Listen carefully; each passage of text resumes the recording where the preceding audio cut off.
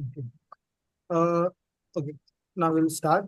So this is our my fellow teammates Ahana, Aniket, Aditi, and Aritro.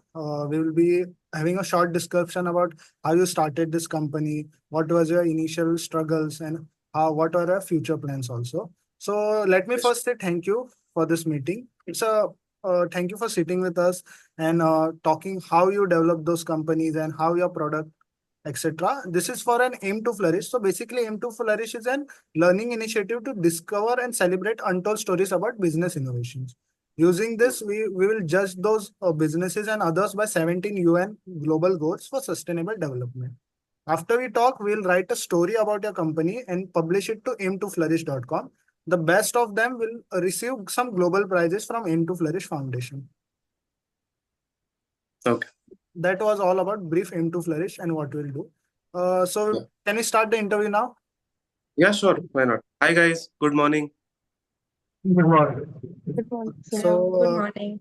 the first question is that how you came up with this idea of selling a non-alcoholic beverage in especially in a region where which is famous for alcohol like Goa and other parts of India, coastal areas. So how did you strike up with this idea? See, from during my college days, I was into fermentation. So, from the second year itself, we were doing a lot of ferments, a lot of fermented drinks. Then we knew about the benefits of those fermented drinks for the gut, and and it's basically like so. If I'm consuming a Coke or Diet Coke, also there are a lot of cons rather than pros. So we thought that if we can make a beverage which is less in sugar, which is healthy, and you can even a child can consume it, and which is a non-alcoholic beverage, because at that time people didn't have as many options for non-drinkers or non-alcoholic uh, members of their group. So we thought we would initiate a company which will brew kombucha, and basically we entered into this space. Okay. And talking about more about kombucha, the flavors that you introduced, such as Rosella kombucha, or some uh, typical flavors which were very much limited to Goa and other parts of Konkan region. So, how did you come up with that idea of promoting local flavors? So basically, we our background. So after the college, we were working in restaurants as an R&D team in R&D team. So what our task basically used to is find new ingredients, find their origins, make something out of it. R&D, what basically R&D is, you find a niche ingredient which is native to that region, you explore it, and you restore that ingredient. So if it's getting vanished, it's a integral part of that community. So you help and uh, incorporate that ingredient as much as possible into dishes or into new products, so that it will help the region itself and the local people to generate a economy for themselves. Okay. So that's how we gone into niche. So from our childhood we used to see palash here. So it used to called flame of forest, because it looks like flame through the trees, burning flame through the trees. So that's how we discovered palash. We made kombucha out of it.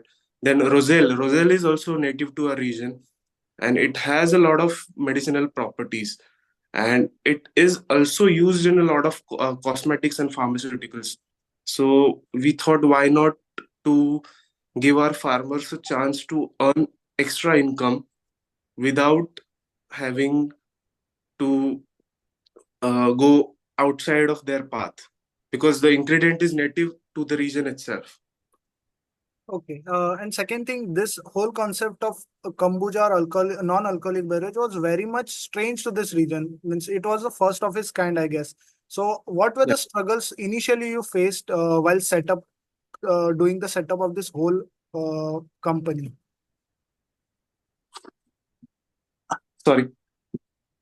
Uh, so initially, working with these ingredients, we faced a lot of challenge of convincing the farmers to go back to their old ways and to to farm it basically, because farmers were like, we were growing peanuts, for example.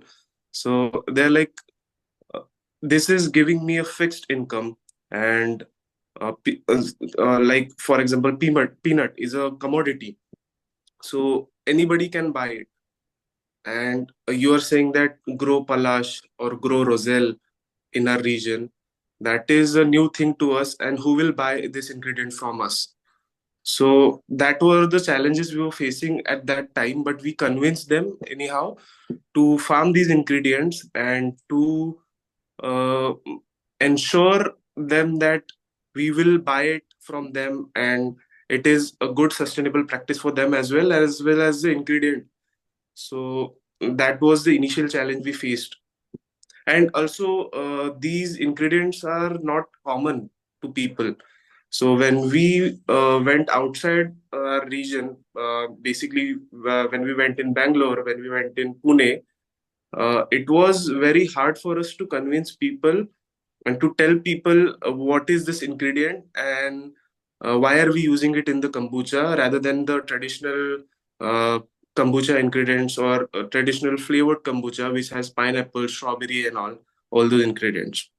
So basically, we were standing out from the market, but we had to do a lot of convincing to the people, uh, and tell them about the benefits of this ingredients and why we are doing this. Okay.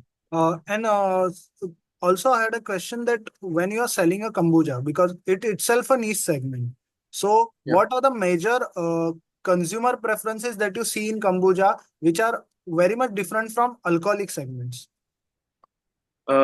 See, the one point I told you before only, the consumer preference right now in kombucha is, or overall in kombucha is, people like common flavors, which are like pineapple, strawberry, and orange.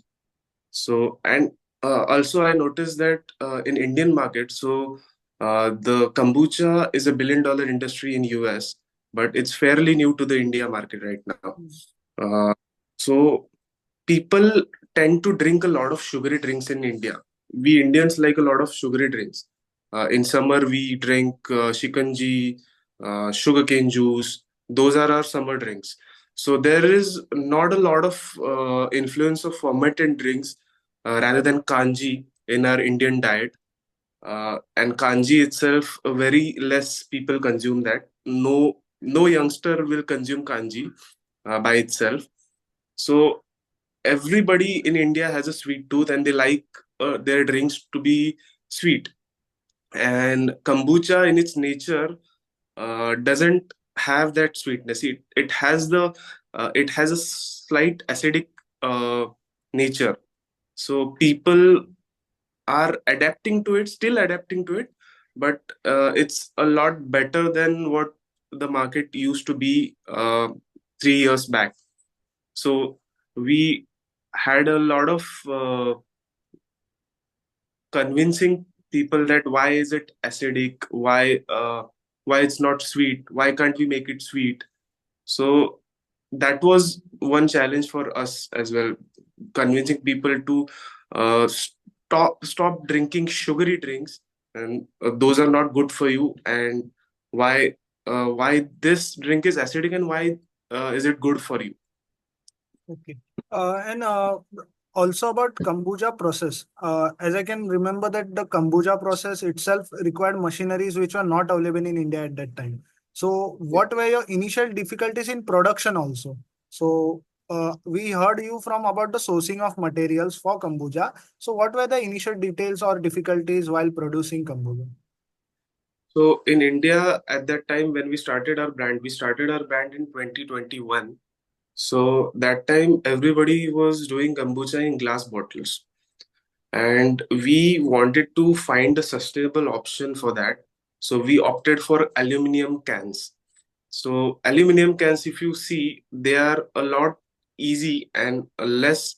They produce a very less carbon footprint when you recycle it. Even when you are transporting it, glass bottle has weight of itself rather than aluminum cans are much lighter to transport. So if you see on a larger scale, it reduces a lot of carbon footprint.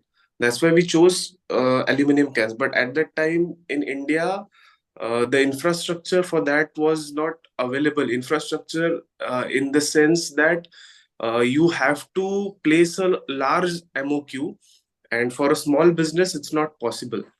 MOQ is basically minimum order quantity. So you have to place somewhere around 10 lakh cans of minimum order quantity at that time, which is not possible for any small or a micro business. So at that time, we opted to import the cans from China, and we imported the machine itself. So there were no manufacturers in India who were doing those specific can sealing machines. So we had to import it from USA. Those were the challenges we faced during that Okay. time. And okay, and sir, what's your future plan on expanding this and also connecting to the sustainability aspect of it?